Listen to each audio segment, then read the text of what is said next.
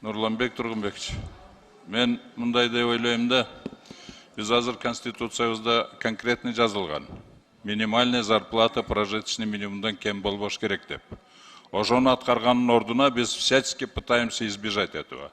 Прожиточный минимум жылдан жылга көбөйө берет. Анан кийин по принципу постепенного достижения андай деген турган болсо, анда конкретный вакытын айтсын, кайсы жылда жетишет ошого.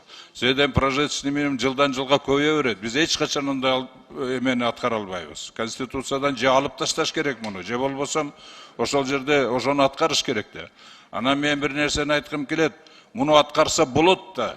Мен 2 жылдан бери прикладывать эту программу, что 5 жылдын ичинде не то что минимальный прожиточный минимум, 15 миңге чейин жеткирип койсо болот.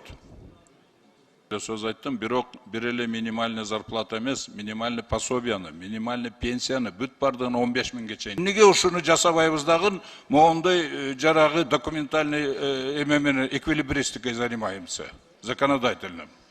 Экономический жол менен бүтө турган жолу турса, чечиле турган жолу турса, biz занимаемся законодательной эквилибристикой и всячески избегаем этой статьи 42, да?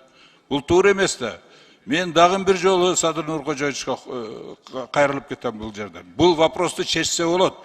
5 жылдын ичинде толугу менен Кыргызстанды жакырчылыктан чыгарып койсо болот. Мени дагы бир жолу Садыр Нуркожоевич мени прием кылып койсун. Мен сизге да 2-3 жолу кайрылдым. Нурлан Тургунбекович, мени прием кылып койсун. Муну чечсе болот. 5 жылдын ичинде чечип берейин ушуну башында туруп. Комиссия түзүп чечсе болот муну. Даже 15 миңге чейин жеткирсе болот. Алдын алып туруп. Ошону көңүлгө алып койсоңуздар. Рахмат.